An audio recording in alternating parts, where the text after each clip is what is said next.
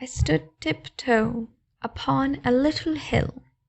The air was cooling and so very still, that the sweet buds which with a modest pride pulled droopingly in slanting curve aside, their scanty-leaved and finely tapering stems had not yet lost those starry diadems got from the early sobbing of the morn. The clouds were pure and white as phlox new shorn, and fresh from the clear brook. Sweetly they slept on the blue fields of heaven, and then there crept a little noiseless noise among the leaves, born of the very sigh that silence heaves. For not the faintest motion could be seen of all the shades that slanted o'er the green. There was wide wandering for the greediest eye to peer upon variety, far round the horizon's crystal air to skim and trace the dwindled edgings of its brim, to picture out the quaint and curious bending of a fresh woodland alley never ending, or by the bowery clefts and leafy shells guess where the jaunty streams refresh themselves. I gazed awhile, and felt as light and free as though the fanning wings of Mercury had played upon my heels. I was light-hearted, and my pleasures to my vision started, so I straightway began to pluck a posy of luxuries bright, milky, soft, and rosy. A bush of Mayflowers with the bees about them. Ah, sure no tasteful nook would be without them. And let a lush laburnum oversweep them, and let long grass grow round the roots to keep them moist, cool, and green, and shade the violets, that they may bind the moss in leafy nets. A filbert hedge with wild briar overtwined, and clumps of woodbine taking the soft wind upon their strummers' thrones. There too should be the frequent chequer of a youngling tree, that with a score of light green brethren shoots from the quaint mossiness of aged roots, round which is heard a spring head of clear waters, spreading blue bells. It may happily mourn that such fair clusters should be rudely torn from their fresh buds and scattered thoughtlessly by infant hands left on the path to die. Open afresh your round of starry folds, ye ardent marigolds. Dry up the moisture from your golden lids, for great Apollo bids that in these days your praises should be sung on many harps which he has lately strung. And when again your dewiness he kisses, tell him, I have you in my world of blisses. So haply when I rove in some far vale, his mighty voice may come upon the gale. Here are sweet peas on tiptoe for a flight, with wings of gentle flush, or the delicate white, and taper fingers catching at all things, to bind them all about with tiny rings. Linger awhile upon some bending planks that lean against the streamlet's rushy banks, and watch intently nature's gentle doings. They will be found softer than ring-doves' cooings. How silent comes the water round that bend! Not the minutest whisper does it send to the overhanging sallows. Blades of grass slowly across the checkered shadows pass. Why, you might read 2 sonnets ere they reach to where the hurrying freshnesses I preach, a natural sermon o'er their pebbly beds, where swarms of minnows shows their little heads, staying their wavy bodies 'gainst the streams, to taste the luxury of sunny beams tempered with coolness. How they ever wrestle with their own sweet delight, and ever nestle their silver bellies on the pebbly sands. If you but scantly hold out the hand, that very instant not one will remain. But turn your eye, and there they are again. The ripples seem right glad to reach those cresses and cool themselves among them emerald tresses. The while they cool themselves, the freshness give, and moisture, that the bowery green may live. So keeping up an interchange of favours, like good men in the truth of their behaviours. Sometimes goldfinches one by one will drop from low-hung branches.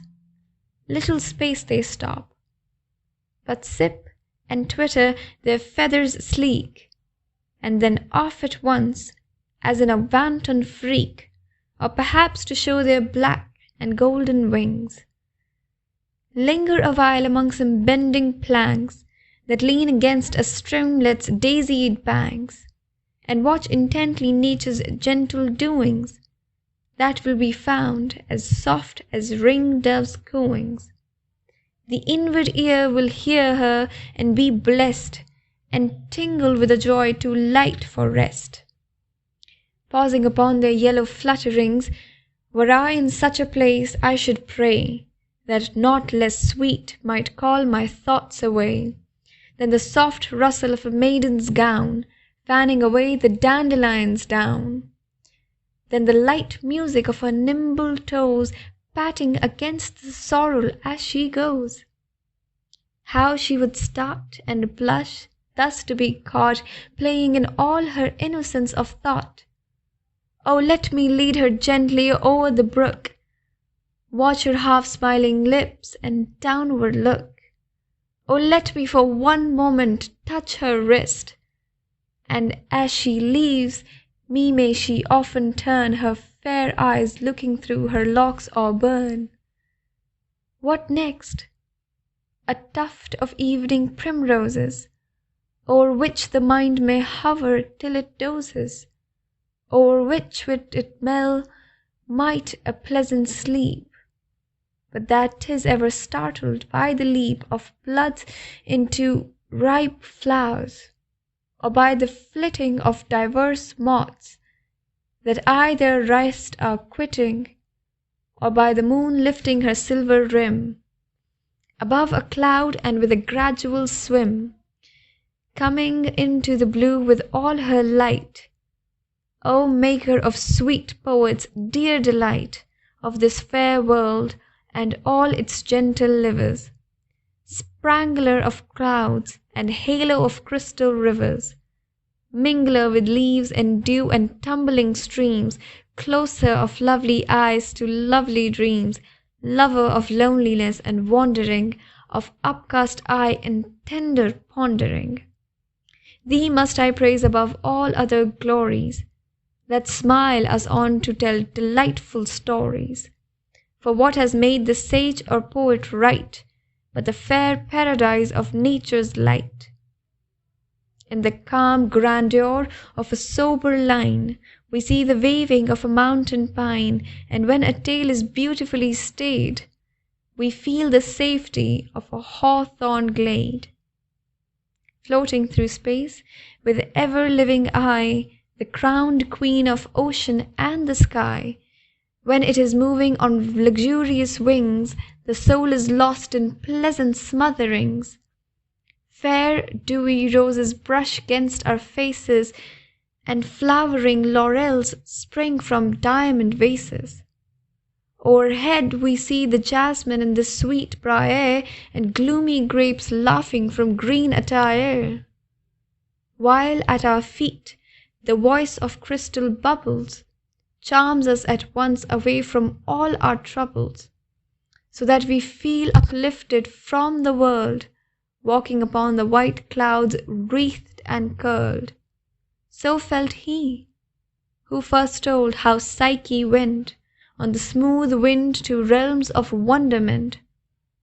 What Psyche felt and love when their lips fully touched, what amorous and fondling nips they gave each other's cheeks, with all their sighs, and how they kissed each other's tremulous eyes. The silver lamp, the ravishment, the wonder, the darkness, loneliness, the fearful thunder. Their woes were gone by, and both to heaven upflown, to bow for gratitude before Jove's throne. So did he feel who pulled the boughs aside, to catch the glimpse of fauns and dryads coming with softest rustle through the trees, and garlands woven of flowers wild and sweet, upheld on ivory wrists or sporting feet.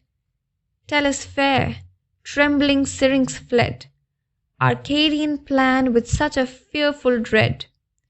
Poor nymph, poor Pan! How he did weep to find naught but a lovely sighing of the wind along the reedy stem, a half-heard strain full of sweet desolation, balmy pain. What first inspired a bard of old to sing Narcissus spinning o'er the untainted spring? In some delicious ramble he had found a little space with boughs all woven round, and in the midst of all a clearer pool, and then ever reflected in its pleasant cool. The blue sky here and there serenely peeping through tendrils wreaths fantastically creeping. And on the bank a lonely flower he spied, a meek and forlorn flower with naught of pride, drooping its beauty o'er the watery clearness, to woo its own sad image into nearness. Deaf to light Zephyrus it would not move, but still would seem to droop, to pine, to love. So while the poet stood in this sweet spot, some fainter gleamings o'er the fancy shot. Nor was it long ere he had told the tale of young Narcissus and sad Echo's bale. Where had he been, from whose warm head outflew the sweetest of all songs that ever knew, that aye refreshing, pure deliciousness coming ever to bless the wanderer by moonlight, to him bringing shapes from the invisible world, unearthly singing from out the middle air, from flowery nest, and from the pillowy silkiness that rests full in the speculation of the stars. Ah, surely he had burst out mortal bars, into some wondrous region he had gone, to search for thee, divine Endymion. He was a poet, sure a lover too, who stood on Latmus' top, what time there blew soft breezes from the myrtle vale below, and brought in faintness solemn, sweet and slow, a hymn from Dian's temple, while upswelling the incense went to her own starry dwelling. But though her face was clear as infant's eyes, though she stood smiling o'er the sacrifice, the poet wept at her so piteous fate, wept that such beauty should be desolate. So in fine wrath some golden sounds he won, and gave meek Cynthia her Endymion. Queen of the wide air, thou most lovely queen of all the brightness that my eyes have seen, as thou exceedest all things in thy shine, so every tale does this sweet tale of thine. Oh, for 3 words of honey, that I might tell but one wonder of thy bridal night. Where distant ships do seem to show their keels, Phoebus awhile delayed his mighty wheels, and turned to smile upon thy bashful eyes, ere he his seen unseen pomp from would solemnize. The evening weather was so bright and clear that men of health were of unusual cheer, stepping like Homer at the trumpet's call, or young Apollo on the pedestal. A young lovely women were fair as warm as Venus looking sideways an alarm. The breezes were ethereal and pure, and crept through half-closed lattices to cure the languid sick, yet cool their fevered sleep, and soothed them into slumbers full and deep. Soon they awoke clear-eyed, not burnt with thrusting, and nor with hot fingers, nor with temples bursting. And springing up, they met the wondering sight of their dear friends, nigh foolish with delight, who feel their arms and breasts and kiss and stare, and on their placid foreheads part the hair. Young men and maidens at each other's gazed, and hands held back and motionless amazed, to see the brightness in each other's eyes, and so they stood, filled with a sweet surprise, until their tongues were loosed in poesy, therefore no lover did die of anguish die. But the soft numbers in that moment spoken made silken ties that may never be broken. Cynthia, I cannot tell the greater blisses that followed thine and thy dear shepherd's kisses. Was there a poet born? But now no more. My wandering spirit must no further soar.